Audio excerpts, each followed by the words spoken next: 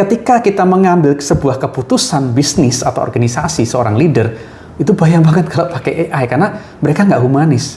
Yang bikin humanis adalah wisdom.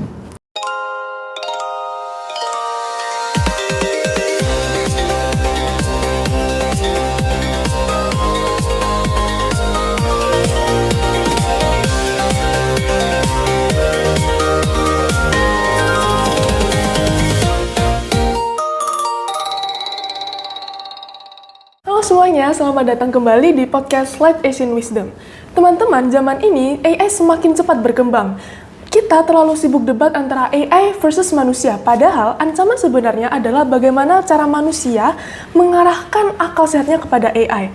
Gen Z itu sering bilang bahwa boomer itu yang anti AI itu jadul. Nah, benarkah pernyataan ini? Oleh karena itu, pada hari ini kami kedatangan Pak Boni sebagai narasumber di episode kali ini. Selamat siang Pak Boni. Selamat siang. Kira-kira kita ngomong tentang AI, gimana sih tanggapan Pak Boni tentang perkembangan AI hingga saat ini? Iya, memang kalau kita bicara AI itu sampai sekarang masih pro kontra. Ya, masih pro kontra. Ada kelompok yang mengatakan semua bisa pakai AI, ngapain ribet. Ya, ada kelompok yang ngomong, oh jangan dong, kita harus belajar nggak pakai AI atau nggak tergantung dengan AI gitu kan. Ini adalah disrupsi teknologi menurut saya. Yang ini sepertinya sebuah siklus. Jadi awal mula sekitar tahun 70-80-an mungkin ya, lebih populernya 80-an, itu juga sama terjadi disrupsi teknologi. Apa itu? Kalkulator. Memang sekarang kalkulator bukan sesuatu yang wah, tapi pada masa itu adalah teknologi yang sangat luar biasa kalkulator gitu ya. Nah, pertanyaannya sederhana. Kira-kira nih, kalau Grace punya adik atau sepupu masih SD kelas 1, belajar matematika pakai kalkulator, diizinin nggak? Belajar berhitung plus minus pakai kalkulator boleh nggak? Masih kelas 1, kelas 2 SD loh ya? Harusnya jangan. Kenapa? Mungkin kalau kalkulator jadinya kayak instan gitu, Pak. Iya, betul. Jadi, kenapa kalkulator itu tidak diperbolehkan untuk anak yang masih belajar calis tungtungnya gitu ya? Karena apa? Karena anak-anak yang masih TK ke SD, itu secara kognitif, logiknya belum jalan, belum jadi maksudnya. Masih belum terbentuk. Nah, ketika di sekolah diajarkan belajar berhitung tanpa kalkulator, itu adalah proses membangun kognitif skill-nya.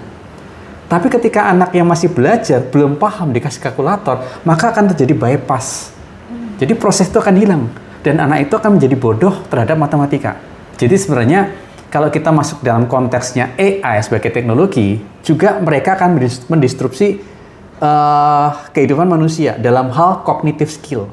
Kalau kalkulator dalam bicara logika berhitung, kalau AI dalam hal yang lebih dalam lagi nggak cuma berhitung. Karena AI itu bisa nggak cuma berhitung, tapi juga bisa analisis, bahkan membangun knowledge. Bener ya? Jadi, kalau kita kembalikan, ya ini seperti pedang yang bermata dua sebenarnya. Kalau kita nggak hati-hati, kita akan terjebak. Ya. Contoh dalam dunia pendidikan. Ya.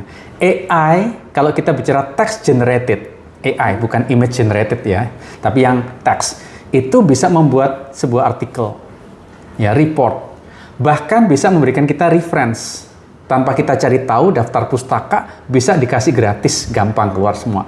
Bisa analyze data, bahkan bisa create data, fiktif loh, itu gampang sekali, kita main prompting, keluar semua datanya. Dan jadi satu tugas sekolah, tugas kuliah kan, ya. Bayangkan, kalau seorang anak membuat tugas dengan cara seperti itu, maka ini secara kognitif itu otaknya nggak terlalu dipakai, gitu ya. Ya ini jadi problems. Sama dengan kalkulator, kognitifnya nggak kepake. Hanya sekarang tantangannya lebih besar. Ya. Iya, berarti banyak tantangan dari AI ya Pak? Ya pasti, banyak sekali tantangannya. Dan kalau kita menjadi budak teknologi, ya kita akan habis.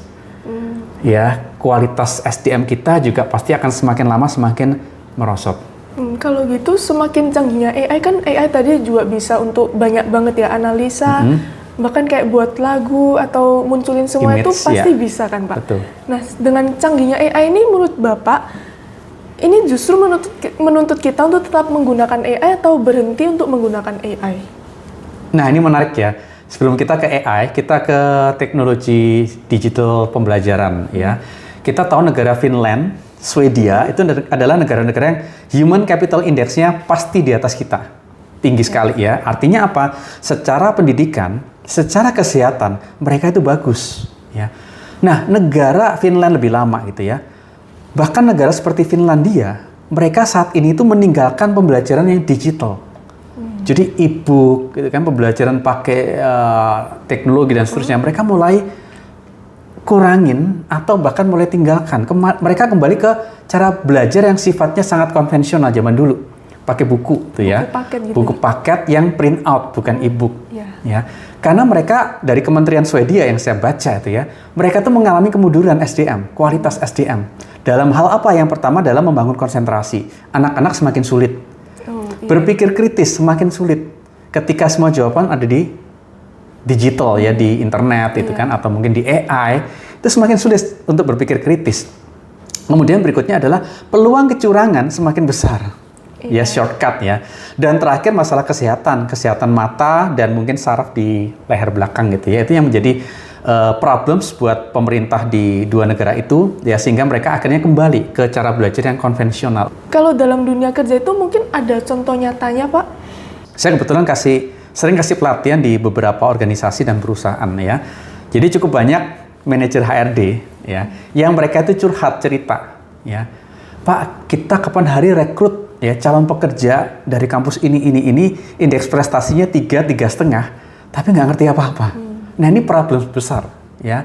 Ketika seorang students atau siswa mereka membypass proses kognitif dengan AI, mereka akan jadi orang-orang yang secara kertas mereka jagoan, mungkin cum laude atau summa cum laude, tapi sebenarnya mereka kosong. Ini bahaya sekali gitu kan. Nah, contoh lain ekstrimnya nih, kalau kita bicara masalah guru ya kan, atau dosen atau mungkin pendidik ya, kalau mereka selama berproses mempelajari sebuah literasi, memanfaatkan pakai AI semua, maka proses berpikir mereka juga nggak akan bagus. Itu bahaya sekali ketika seorang guru yang belajarnya pakai AI, kemudian ngajarin anak-anak yang juga belajarnya pakai AI. Itu kosong semua nanti. Ya. Nah, contoh lagi, kalau kita jadi pejabat di pemerintah nih, bingung bikin kebijakan, terus pakai AI, bisa dibayangin kan seperti apa? Dan yang paling berbahaya, kita jadi dokter. Jadi dokter kita analisis, ya kita bingung, kita tanya AI, resepnya AI yang kasih tahu. Terus ngapain sekolah gitu kan? Nah, ini jadi problem besar dalam profesi sebenarnya. Ketika dari aspek pendidikan kita nggak benar-benar menggunakan AI dengan benar, maka kita akan membuat negara ini semakin rusak. Oke, kira-kira gimana cara kita menyikapi AI dengan benar? Kan banyak banget ya yang tadi sudah Pak Boni ngomong, apalagi yang dokter itu nyari resep nanya AI. Ya, itu contoh tadi ya. Ya, gimana sih cara kita nyikapin AI dengan benar? Oke, AI itu kan adalah cara untuk dapat ilmu knowledge gitu ya. Kalau bicara knowledge, saya jadi ingat di salah satu kisah pewayangan ya. Ada tokoh yang namanya Karna. Karno, kalau di Jawa namanya Karno itu ya, bukan Rano Karno ya, Karna. Karena yang Mahabharata itu, Pak. Nah, betul sekali. Jadi Karna itu adalah salah satu cerita yang mungkin akan saya bagikan. Ini menarik sih ya. Karna itu sebenarnya adalah anak dari Kunti. Kunti itu ibunya Pandawa. Ya. Ibunya Pandawa yang mana? Yang 3 orang pertama. Jadi Puntadewa, Yudhistira, kemudian Bima atau Werkudara, dan berikutnya Arjuna. Ya. Jadi sebelum punya 3 anak ini, ya Kunti itu punya anak dari Surya, Betara Suryo itu ya, namanya Karno. Nah, karena anak itu tidak direstui, sehingga anak itu dibuang. Kayak Musa ceritanya gitu ya. Nah, ketika dibuang, ditemukan oleh seorang kusir ya di negara tersebut ya, kalau nggak salah namanya Adiroto. Nah, kemudian dididik karena dia adalah keturunan Surya, sehingga dia itu punya darah kesatria. Ya.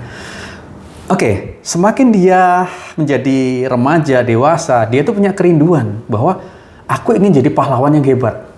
Tapi seringkali masyarakat itu membandingkan dia dengan Arjuna.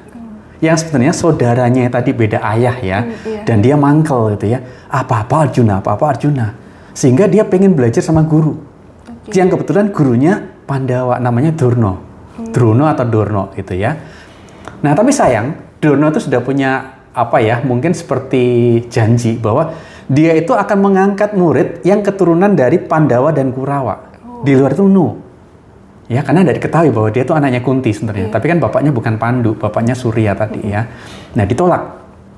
Nah, dia ditolak, tetap berusaha. Jadi kalau bicara masalah tekad, perjuangan, ambisi, dia itu orang yang sangat bagus.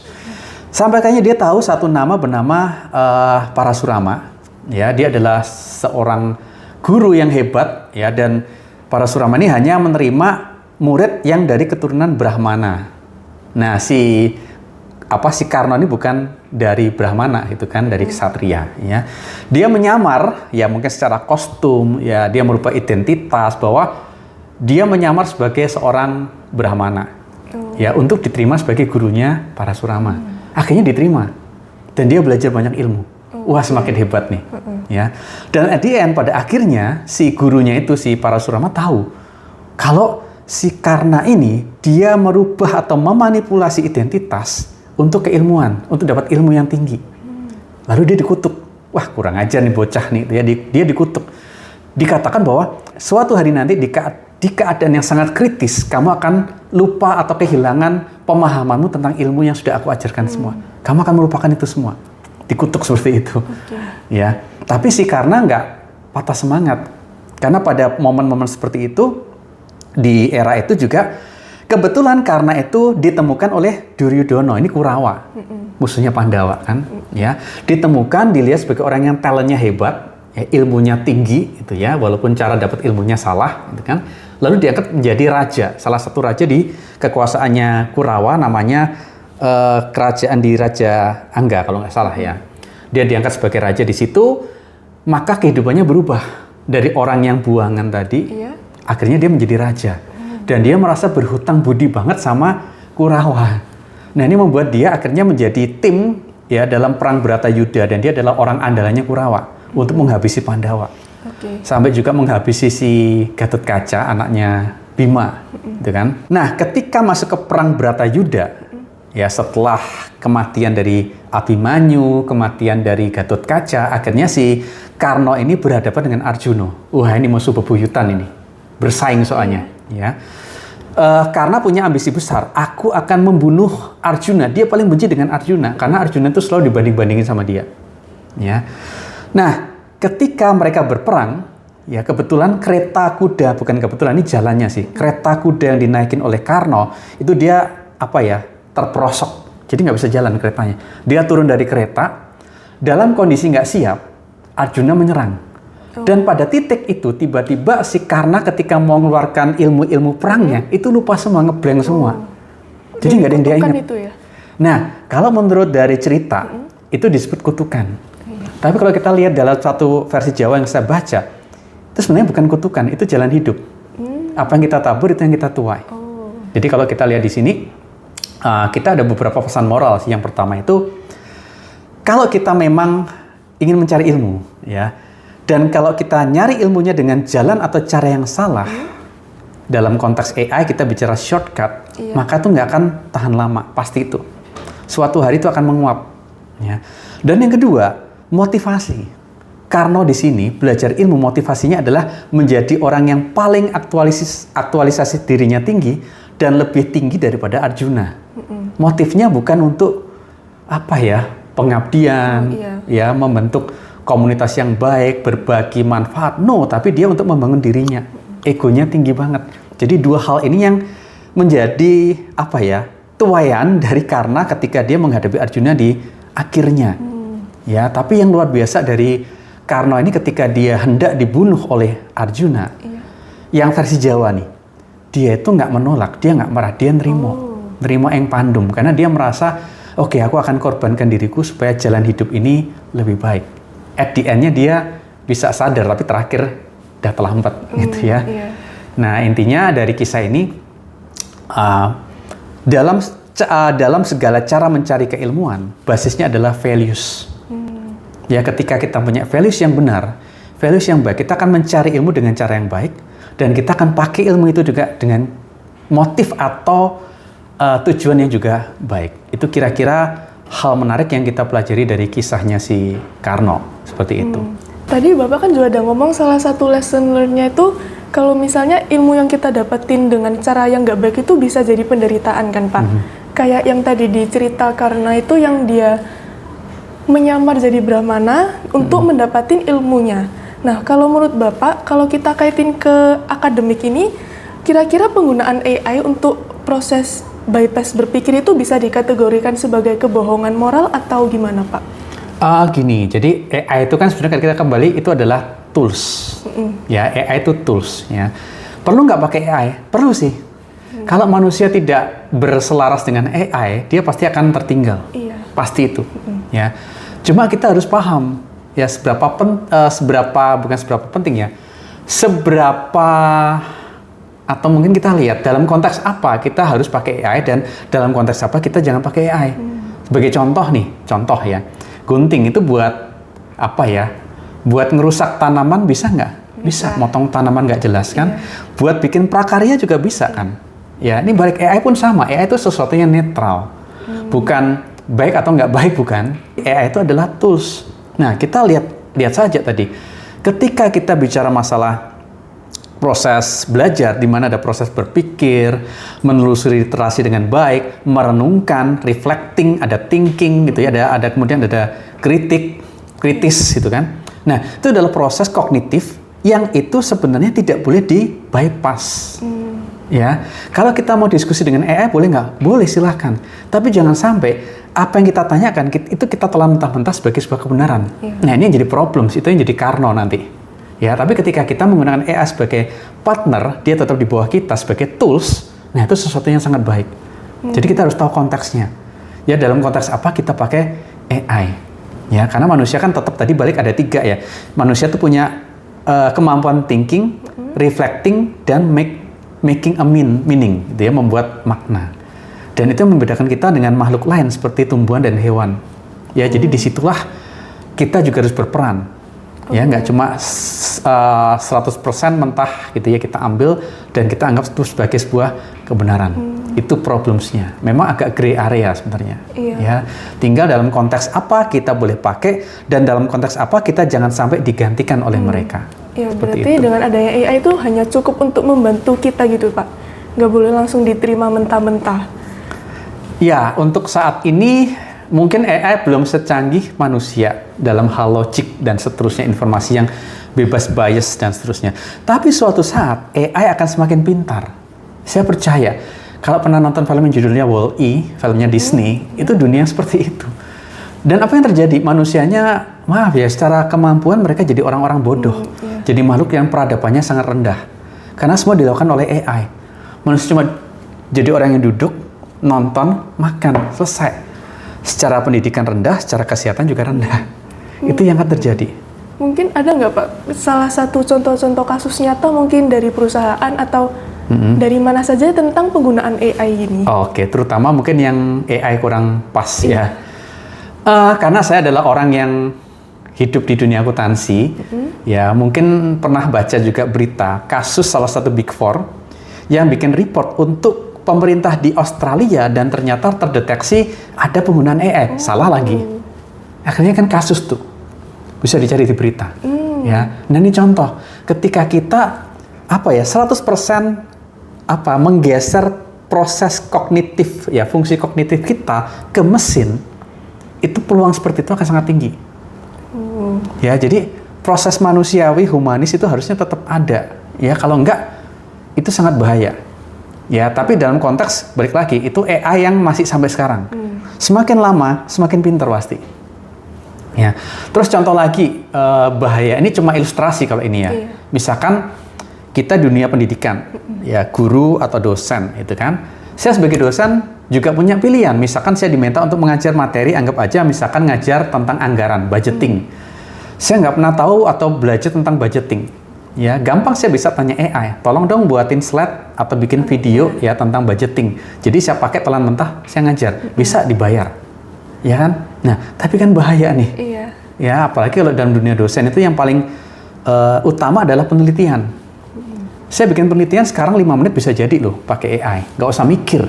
Tapi kan balik, kalau kita kosong, kita di depan kelas, apa yang kita kasih ke mahasiswa kita? Nah, itu balik ke pergulatan moral dan purpose sebenarnya. Berarti sebenarnya banyak banget ya, Pak, tantangan dari penggunaan AI ini. Iya, banyak banget. Kuncinya kalau kita bicara masalah AI, itu adalah kita harus bijaksana atau wise, atau kata bendanya wisdom. Kita harus punya wisdom dalam menggunakan AI. Ya. Kalau saya mengajar sistem informasi, jadi kita kembali ke tingkat atau tingkatan hierarki sebuah data. Yang paling rendah itu data. Ya, bisa nggak AI itu meng-create data? Bisa. Kedua, setelah data akan menjadi informasi. Bisa nggak AI itu meng-convert data menjadi informasi? Bisa, jagoan tuh. Iya. Ya. Kemudian informasi menjadi knowledge. Bisa nggak? Sangat bisa. Setelah data dianalisis jadi informasi, informasi diverifikasi jadi knowledge. Bisa? Oh bisa banget. Bahkan ngasih referensi sumber, kita minta dari Scopus, ya dia ngasih Scopus semua, seperti itu. Ya. Dan yang tertinggi dalam tingkatan data itu adalah wisdom. Ya, dimana kalau kita bicara masalah teknologi, mereka belum atau mungkin tidak pernah masuk ke ranah yang namanya wisdom. Nah, wisdom itu dibangun dari 3 hal. Yang pertama adalah moralitas, etika, dan values of life.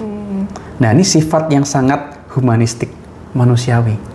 Ya, jadi kalau kita bicara dalam menggunakan AI, ya 3 hal ini itu ya yang membentuk yang namanya wisdom itu yang harus kita pegang sehingga kita tahu konteksnya. Oke, kalau sekedar untuk bikin main median modus ya minta bantuan AI, ya silahkan. Ya, tapi ketika kita mengambil sebuah keputusan bisnis atau organisasi seorang leader itu bahaya banget kalau pakai AI karena mereka nggak humanis. Yang bikin humanis adalah wisdom. Oke, untuk pertanyaan terakhir Pak, mungkin ada pesan terakhir untuk para penonton? Oke, jadi kalau diminta untuk ngerangkum satu pesan itu ya, berselaraslah karena AI adalah sebuah tools yang membantu kita dalam berkarya, tapi selalu berikan ruang untuk hati nurani kita dalam berbicara. Oke, berarti menarik sekali dari sesi diskusinya Pak Boni ini ya, tentang AI dan juga manusia. Nah, dapat kita rangkum 2 pelajaran ya Pak. Yang pertama, ilmu atau keahlian yang kita dapatkan kalau dengan cara yang salah itu kemudian hari bisa menjadi penderitaan bagi kita. Sama yang kedua, yang tadi terakhir yang paling saya ingat itu, AI itu hanyalah alat untuk membantu kita, dan itu semua itu tergantung bagaimana cara manusia menggunakan AI. Nah, salah satunya yaitu manusia mempunyai wisdom. Ada 3 tadi, moralitas, etika, dan values. Oke, kalau begitu teman-teman terima kasih telah menonton episode Life Acid Wisdom kali ini. Dan untuk Pak Boni, terima kasih telah sebagai narasumber di episode kali ini. Untuk teman-teman, jangan lupa untuk komen, like, share, dan subscribe. Dadah semuanya!